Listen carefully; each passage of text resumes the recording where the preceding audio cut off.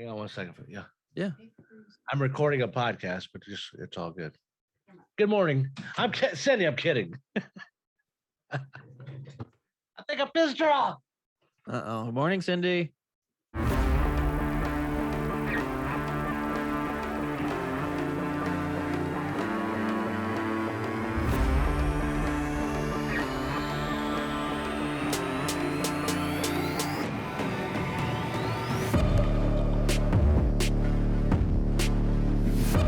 Hello, everyone, and thanks for joining us on this episode of the Pave It Forward podcast. My name is Phil Metzger, and with me is Kevin Gray. We are here to help leaders in the paving industry who are looking to run more efficiently, meet their ideal customer, and improve the lives of those around them through meaningful work.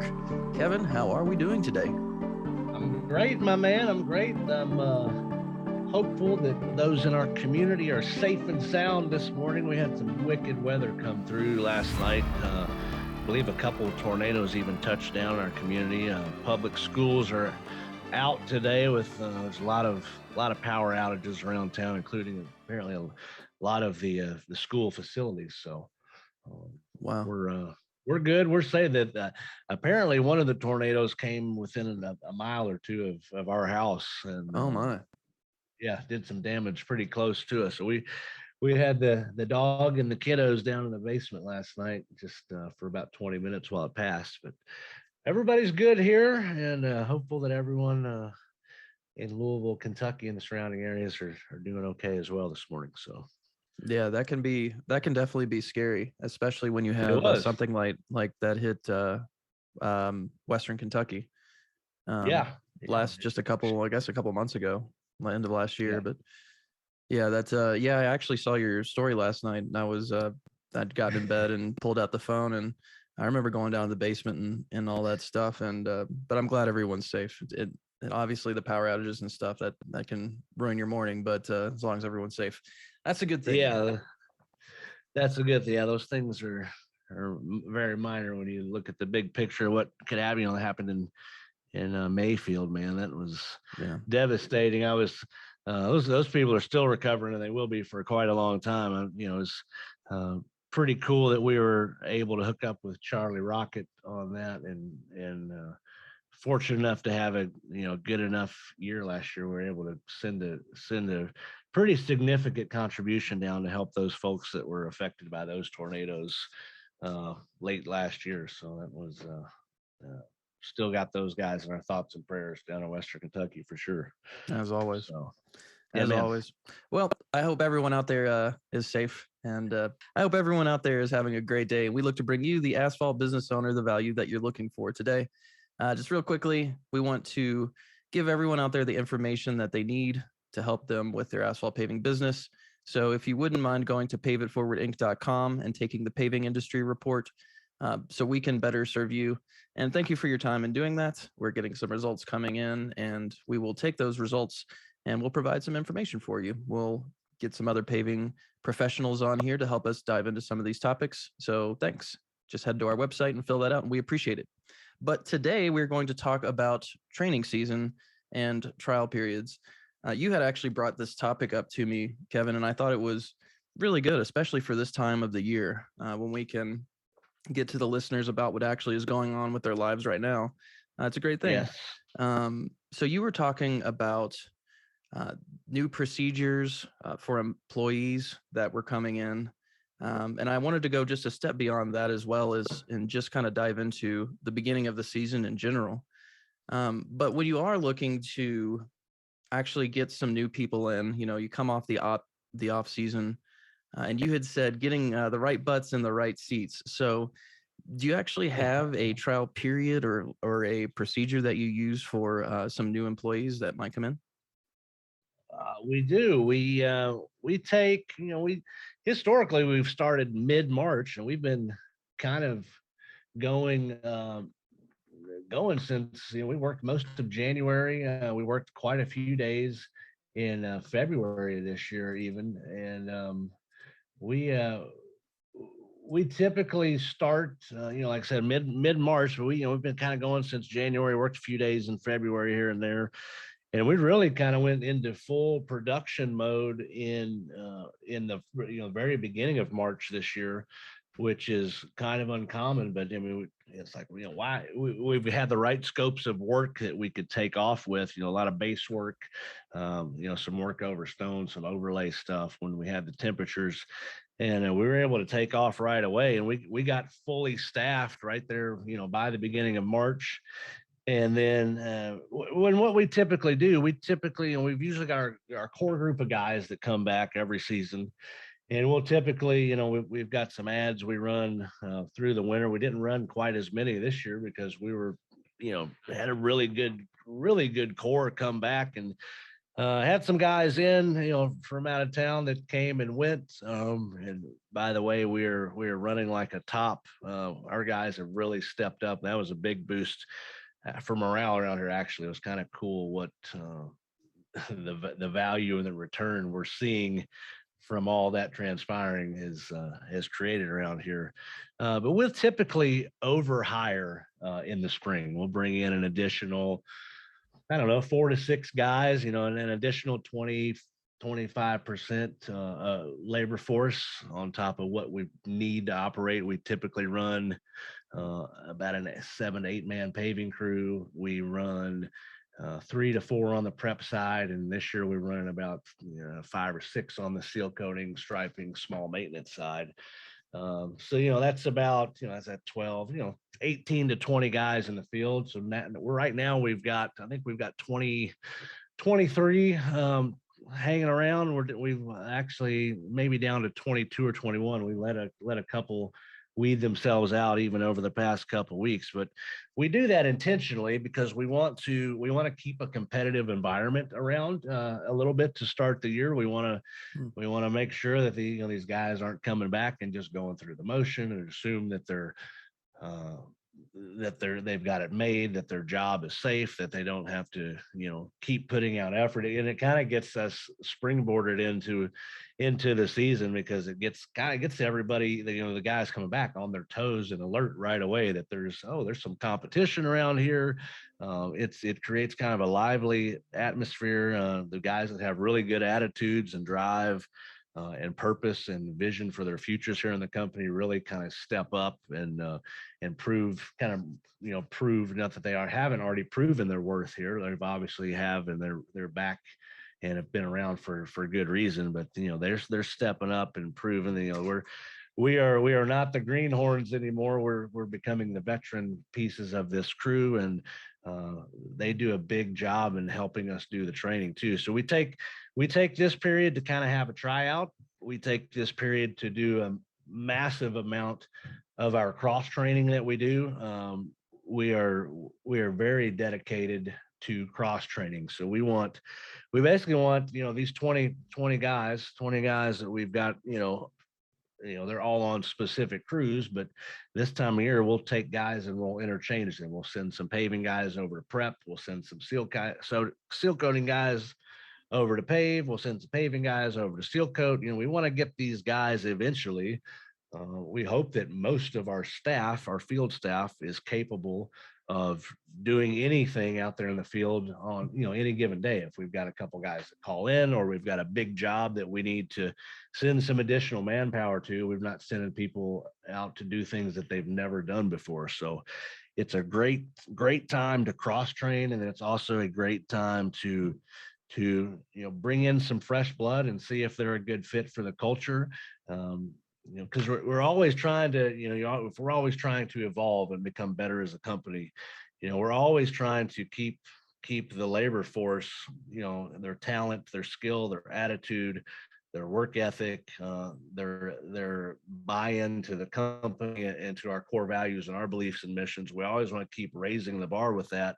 And so either guys will raise the bar, or they'll kind of stay stagnant, or maybe even drop below a little bit, and maybe one of these new guys kind of come in and fit a little better. So it kind of weeds out companies have you have your thoroughbreds, you've got your fence sitters, and then you've got your bottom feeders, or your carp, like I like to call them. So we're always trying to weed out, the bottom feeders and either, get people up into at least, the fence sitter, and hopefully you've got a stable full of thoroughbreds too. So some of these new guys may, eventually move up into the fence sitter position, early thoroughbred, and some guys are dropped down into that bottom tier level. So we want to always kind of be rotating up and improving what our workforce, our labor force looks like all the time. And we take a very committed and detailed, kind of specific approach to doing that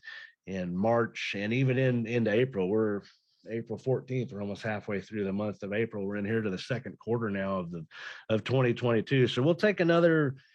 It's usually a 30 to 60-day process. We're 3/4 of the way through it now. The downfall that comes with this is, well, we had this conversation this morning because we put up our profit margins on our board every day, so we see how we did on the day before his work. Our margins are pretty sucky right now. They're pretty, they're not very glamorous. And myself as a business owner, I accept that, and I have to realize that is part of what this training period is going to look like.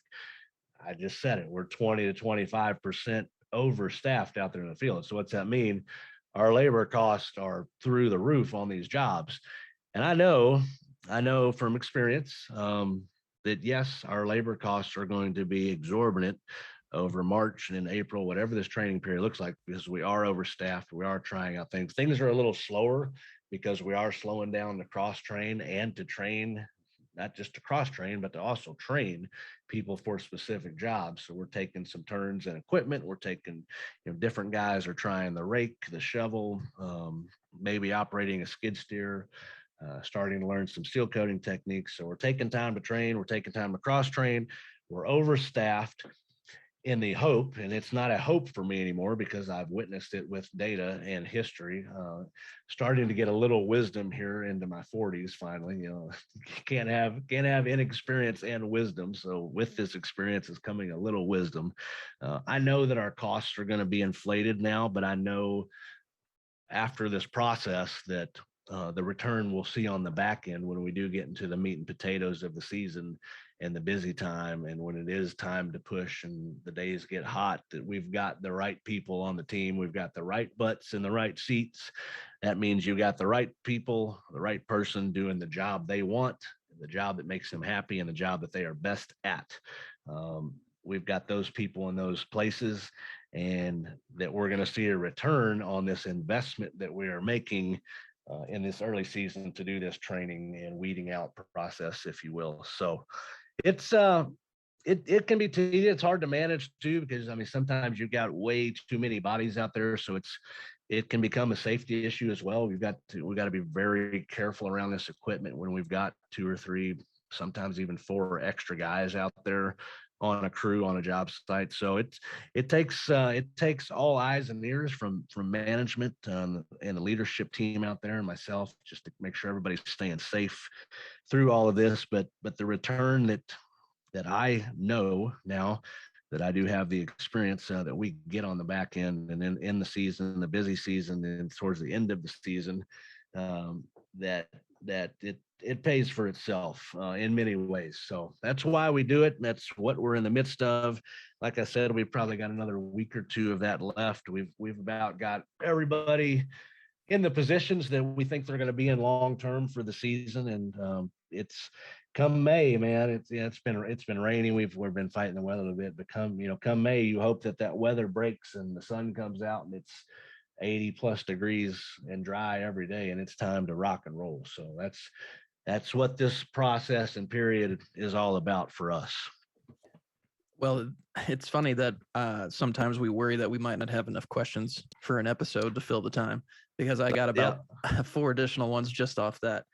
The first thing that I noticed. My apologies. No, this is great, man. This is exactly why we do it. By having the conversations, we learn more about the process. So the first thing you had addressed is that you had, I don't know if you said luckily or not, but the right type of work for this type of, or this time in the season, meaning you had some mill, some patching, some good training material.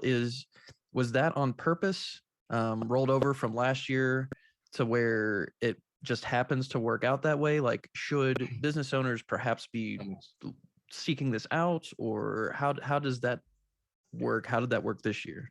Yeah, I mean, some of it's luck. Some of it is, well, it's not luck because we've established a great relationship with a couple of the larger producer paver contractors here in town. A lot of that was base work we were doing for larger companies that we knew that we were going to have to do over the winter. We didn't quite anticipate as much as they had for us, but yes, we are very intentional towards the end of the prior season to because you get into some cooler weather then too, is cooler, rainier, weather towards the end of the year also. But we're very intentional of holding on to the kind of work that we know we can do in cooler temperatures, maybe a little wetter conditions, a little, more damp, not so dry and hot conditions that we need for certain kinds of work, especially our overlay surface work, and especially our residential work.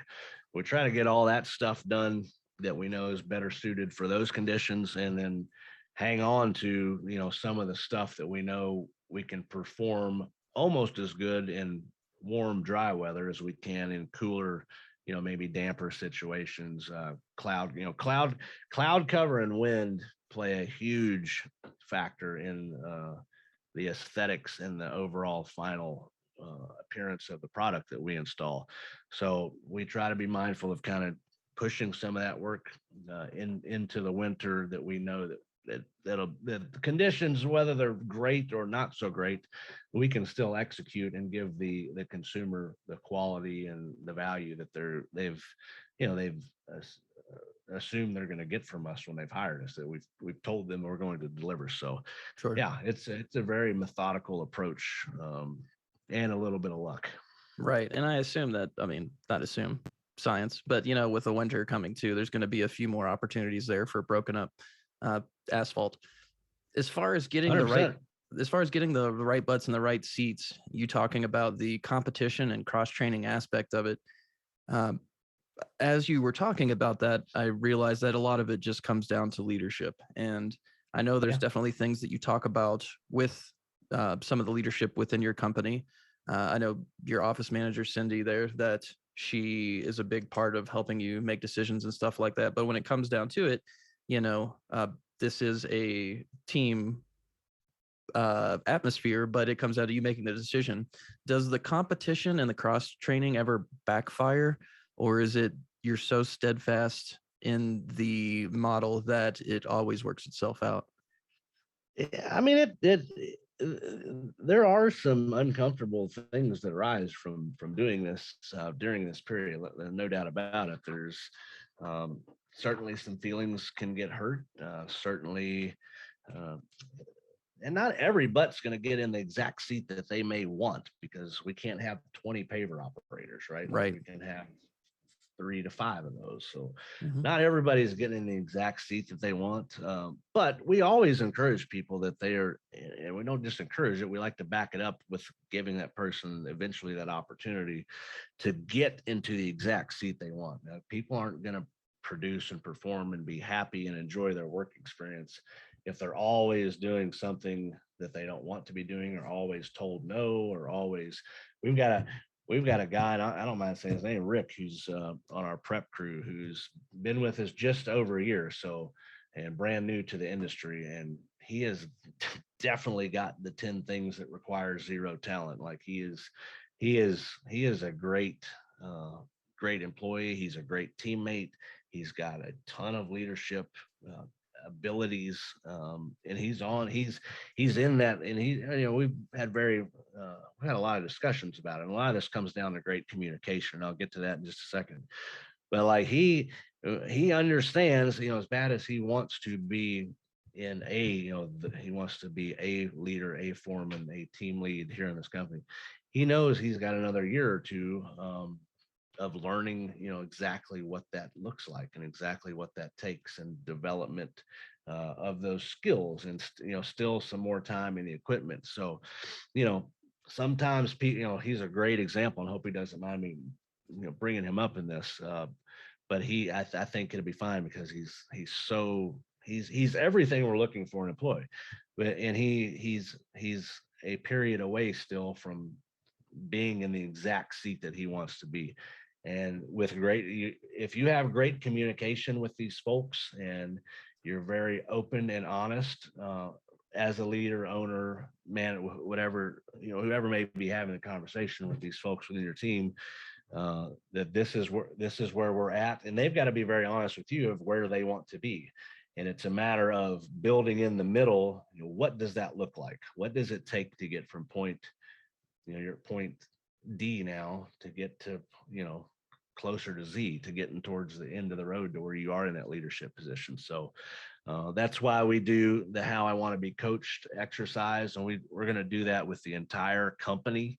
Everyone's going to talk about that together as a team. So not just their foreman or leader or owner of the company know what that looks like, but every member on the team can know what that looks like for each other, to add another layer of bond, of trust, appreciation, communication, understanding of each other. And then we've also got the vision board activity that we're going to do together as a team, that is going to not only show their personal vision, but also their professional vision. And we're going to hang it up in the crew room so everybody can see that every day.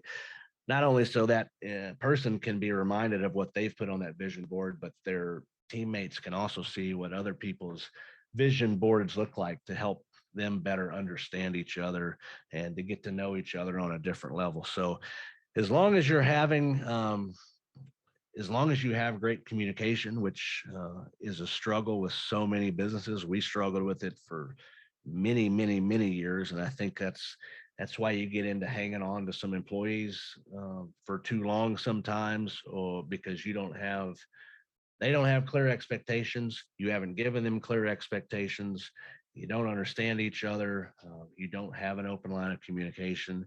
So as long as you open that up, and you got to be willing to have tough, honest, constructive conversations. They're not all going to be, "You're great, I love you, you're doing a great job, this is wonderful." There's going to be, and you don't have to be crass and rude and kind of a jerk during these conversations either, like a lot of owners, operators, managers, leaders maybe.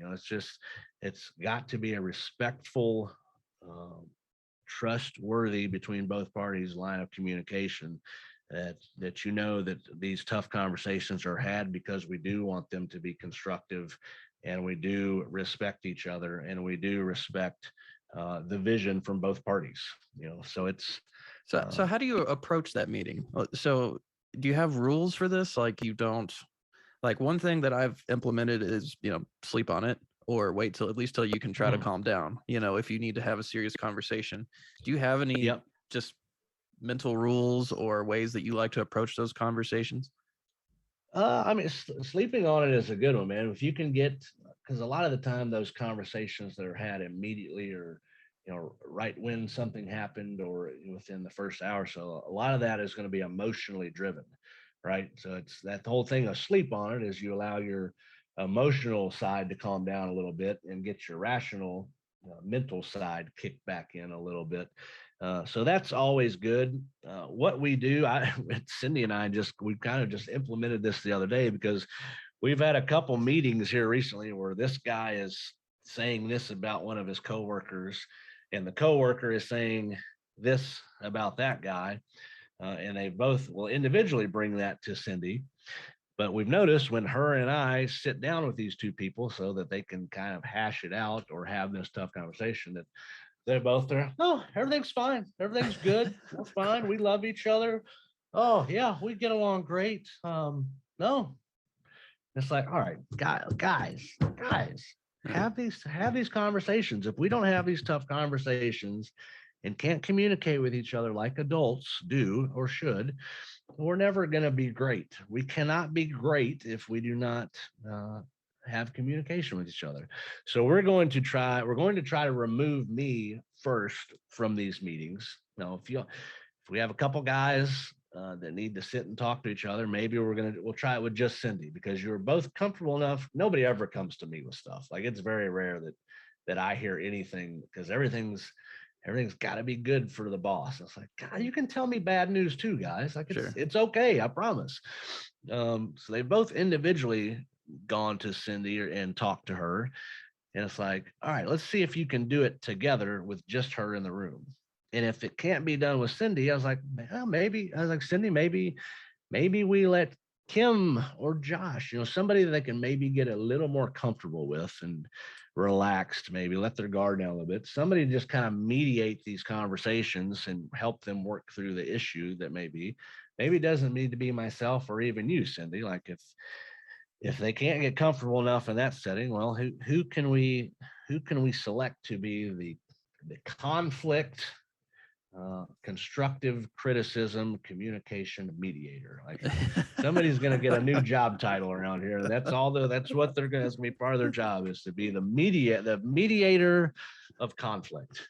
I could see some personalities loving that and some just walking out the door as soon as you say that. Yeah, that'll be interesting. Exactly. So it will. We're gotta try something new, because we do get a lot of folks will be very open and honest and upfront, and we have some great dialogue and conversations with a lot of folks, but there's just some that we've just got to figure out a way to get them in a different environment, maybe, or get them to shift their perspective just a little bit, or outlook on the situation, so that they can relax a little bit and see the benefit that comes from having those kind of conversations. Interesting. Human psychology. If you're a business owner and you don't think that human psychology is important, or that you need to understand it, or that you're going to be dealing with it, you are sorely mistaken. At least, if, in my opinion, if you want to run a good business that does have culture, that does have core values, and does meaningful work and create meaningful relationships within the workplace, you've got to start. And that's a big piece of why we do that, how I want to be coached, because that helps us understand that human on an individual level, on a deeper level, on a human level, not just a worker level. Like these people aren't robots. These people aren't machines. They aren't your implements to go out and make you money. Like they're human beings trying to live lives and have marriages and families and soccer games and all the same crap that you've got on the weekends. Like nobody's different here. Like we're all in the same boat here. So that's why we really emphasize that no one person is bigger than anyone else here at ADC Paving. It doesn't matter if you're the shovel man or you're the CEO. Like we all have a contributing role to, where's it at? That. There it is. Drop it. Yeah. There it is. You know what I mean? The name on the front of the shirt is way bigger than the name on the back of the shirt. And it takes every one of us, from your $16 an hour guy to your $25 an hour guy, and your administrative team and your sales team, your owner. We all have an equal role. If there's 20 of us and that makes up 100% of the pie of contribution to the company, we're all 5% of that. None of us are 15% and you're only 3%. Bullshit. We're all equal. So there's different types of leaders out there, and there's different types of business owners. And, I'm definitely, just through learning what people are giving us as far as feedback, there are definitely business owners out there that take leadership seriously, that don't treat their employees like just a means of making money.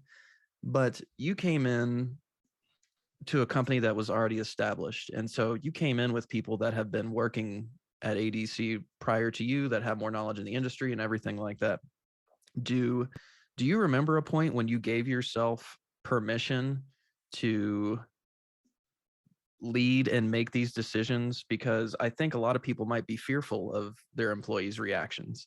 Do you remember saying, like, a thought process where you went like, this is my company and I'm just going to have to step up and do this and just start trying things, try to start implementing these how I want to be coached forms? And it's a long process, but do you remember a switch where you said no more, or a thought process? I don't know that I remember an exact moment, but I mean, it hasn't been very long. Like this is my 2011. This is my 11th or 12th season, whatever, so of owning this company. But it wasn't very long ago that I said, "Hey, you," and I've always sucked. I'll just say it. I've sucked at communication, or at real, like, not at communicating, but just at really good, meaningful, deep, conflict based communication. Like, it's nobody likes it. It's uncomfortable. Like, it's uncomfortable just by human nature. Like, nobody wants to have to do that stuff. Nobody wants. It's just uncomfortable. It just is. Like, nobody wants to have hard conversations. But and I'm not saying we have a bunch of hard conversations or it's all negative and poo-poo over here. It's not like that at all, but just having real conversations, honest conversations. I realized, I think it was about the time maybe that my father-in-law left and I started to get some of my voice back. I started to get some of my pride back, some of my, all right, this, at the end of the day, this is my company. If I want us to be a great team and a great organization, it starts with me. It starts with my example. It starts with, people are going to mimic the leader. They're going to look for certain things from the leader. And if I want these things from our people, well, I have to exhibit those traits, those qualities, those things that we're asking for.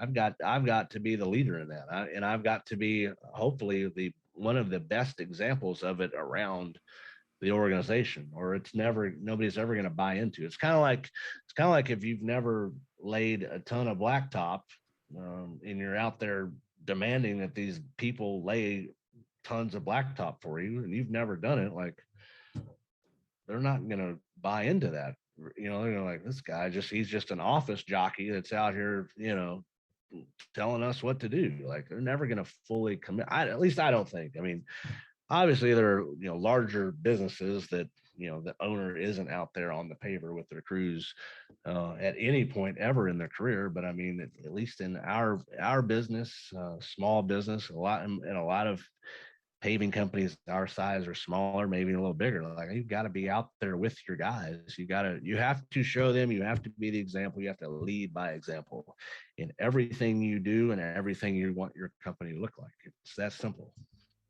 In my opinion.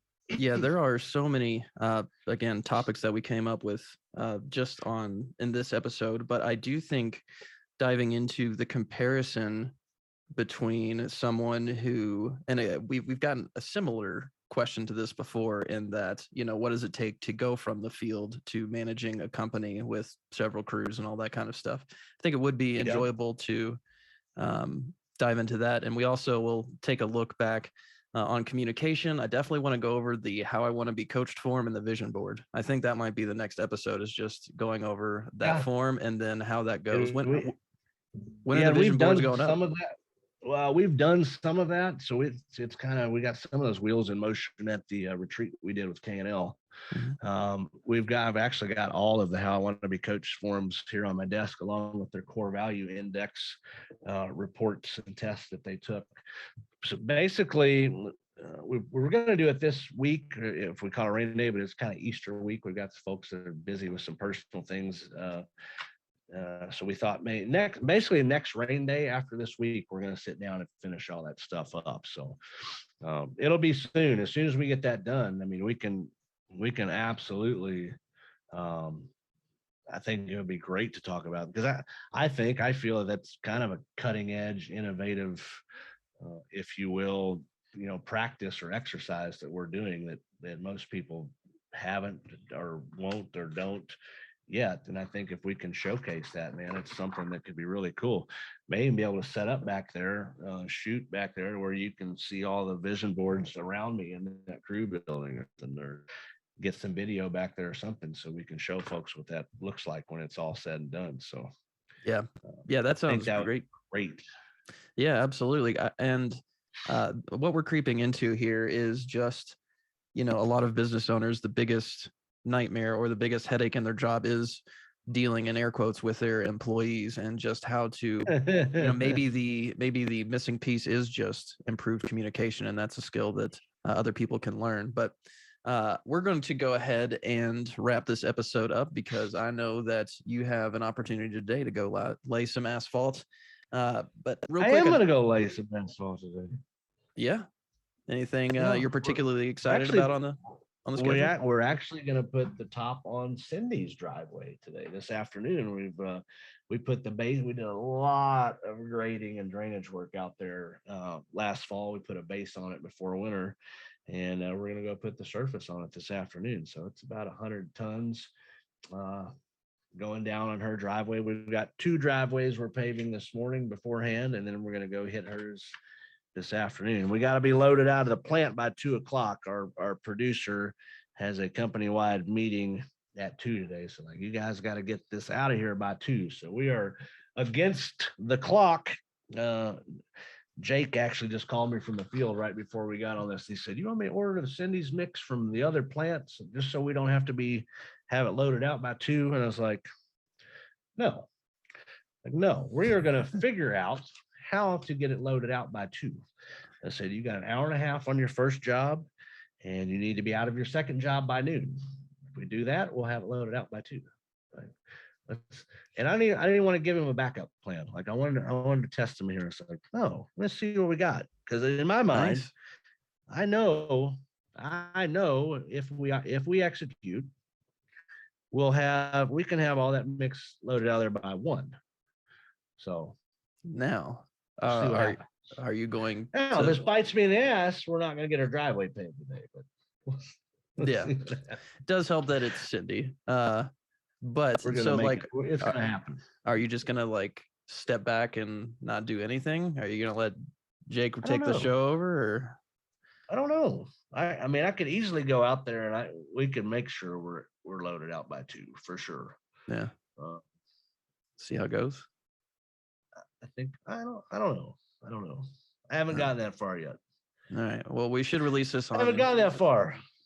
We should have this released tomorrow so people could go back if they hear it on Friday and see on Instagram what happened in your day. See what happened. Hey, we can take some bets. We can get some side bets going in the comments on YouTube if you want. There you go. If we got loaded out by 2 or not. Comments below. It's kind of going to lead into my thought that won't stop. This is kind of good. So yeah, let's go for it. We're there. Got a decision to make today. What's your thought that won't stop, Kev? My thought that won't stop, and it's kind of interesting. It actually got brought up quite a bit in this episode, and I didn't mean to. It's just kind of how the conversation went. My thought that won't stop now, as we're getting into the end of this training and trial and tryout period, if you kind of envision myself, as a football coach would, or a baseball manager, or a basketball coach. It's my job now that we're through the preseason, we're through the training period. My job now is to coach my team and not lose sight of that for one instant over the course of this entire season. And it's a long season, and it's a grind, and it's mentally, emotionally, physically exhausting. It can be if you allow it to be. Sure. But my focus is to, now that we've got our team, now that we've selected who's going to be on the team and in what position, my job is to coach my team. And my job, and I'm not talking about the field, my job is to coach our sales team. The job is to coach our office staff. And by coaching my team, that means I can't coach my team if I don't communicate with my team, know where everybody on the team is at any given moment. One thing I'm going to try and do, Keith Calloway Sr. is one of his hats is he is the liaison within his company to protect and manifest and evolve the personal relationship that they have with each of their employees. So he'll take, I don't know if it's a guy a day or a couple guys a week or whatever, but he'll just, he'll grab them for 5, 10, 20, 30 minutes, and maybe he'll throw them in the truck and they'll go pick up breakfast for the crew or whatever. And he just pulls people, gets them away from the action a little bit. And you check in with these folks on a personal level, man. And that's a big piece of coaching my team is it's not all how are you doing at work? Are you producing? What's our efficiency? Are you learning? How are you getting good? No, it's all that stuff's important, but like how are you doing? How are you doing? How's your daughter doing? How's your daughter doing in school? How's your wife's new job going? Stuff like that, like getting to know these people and being with these people, because in my opinion, if you're not on a personal level with your folks, then you're never going to have that great culture that you're after. It's just it's impossible. It is impossible. So yeah, that's my thoughts on most stops. Coach my team professionally and personally. Yeah, that's even for you can come from the business owner's aspect and say that leads to communication and efficiency and all these other technical aspects of business that's in the book to run a good company. But when it comes down to it, it also shows that you care, and you do care, which is makes it that much better. So that's great, man. Good luck. And if anyone out there has questions for Kevin, please reach out, because we are developing more ways to serve people as far as lining up slots. As you can tell, Kevin's a busy man, but we are lining up slots for counseling, some coaching, consulting, and all that good stuff. So my thought that won't stop is business. As always, but I'm getting through the move. We moved from New York to Colorado at the end of last year. Everything's set up. And then as far as gaining employees and looking for local CPAs and lawyers that can help me, like all that stuff is wrapping up, and I get to get back into the why part of my job and a lot of the part of the functionality, which I really enjoy, which is the planning, the thinking out, understanding the market, and then actually getting to create content. So I'm just pumped to be back in that cycle. And it looks like for about the next week, I'll really get to crank out and do the thinking part, why we all want to originally, in theory, wanted our job was to do the actual job. So I'm pumped about that. Of course, baseball, hot dog season's begun. So I'm pretty excited about that too. I know you're a baseball junkie, Ben. So I know you are happy. Yes, absolutely. Happy times. That's right. The Cubbies are visiting good stuff, Colorado man. next week. So what's that? Cubs are visiting Colorado this weekend. Cubs at the Rockies. Yeah. So if the baby flip goes well with my wife tomorrow, then she's very highly encouraging that I go spend a man day, as she calls it. I love it. So, what a good wife. I mean, she's amazing. What a good partner, man. That is some teamwork right there. I think some respect. I think every business partner out there or every business owner that has a supportive partner out there knows what I'm going through. So it's a great thing, and I wouldn't be here without it. There's no doubt about it. So that person in your life is really make or break your career. Absolutely. Absolutely. Yeah. They can be some of the most selfless people that will ever know if you've got the right person. And it sounds like you do. And I've got a great support staff at home, and you gotta remember to take care of those folks too, man, because they are a huge piece of all of this. So, absolutely. And I thought you had a typo in there when you said baby flipping appointment. I thought the flipping was like a typo or like an extra word that got like talk to text in there, but you're literally having a baby flipping appointment. So yes. Yeah. Good luck with that, by the way. I think that'll go well for you. You're going to be a dad here within days, brother. Yeah. Right? Yeah. It could be the new due date is moved up to 2 weeks from now. Oh man, I'm so freaking pumped. Excited? Oh yeah. You ready to go? The rest, all of it. Like I'm excited just to look at him and just look at him. But even the work, I understand work is going to be on the back burner for a while, but the setup and everything we have going, I'm just so proud of my wife, especially, but both of us for being able to set this up to have humble beginnings, but very enjoyable and just all of it. But I couldn't be more happy and excited for you guys. So y'all are going to be awesome parents. I appreciate that, Kev. It's definitely one of my main goals in life. So I'm definitely thrilled that it's just around the corner. Awesome. But looking forward to it, man. I do have an update on Audible. We can give people a free month trial, which means they get to keep a Audible book. So if you go to, as a listener, audibletrial.com/pave, Pave, that's audibletrial.com/pave, you get a free Audible book, and you can keep that forever, even if you don't sign up and subscribe. So audibletrial.com/pave. And then also, if you don't mind, going to paveitforwardinc.com and let us know any questions that you have. It starts a bunch of good conversations that could help out a lot of people. So please do that. Yeah, they do.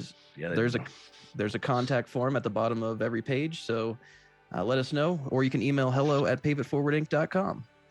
If you don't have a question, we would just really appreciate you participating in the Paving Industry Report. It really gives us a lot of insight on where everyone stands, and also some good information on reports and findings we can pass along. But that will do it for this week. Kevin, any last thoughts for the people? No, sir. I'm good. I'm going to work. All right, my man. boots on. Go kick some butt. This has been the Pave It Forward podcast, where we aim to help leaders in the paving industry who are looking to run more efficiently, meet their ideal customer, and improve the lives of those around them through meaningful work. Thanks for listening, everybody.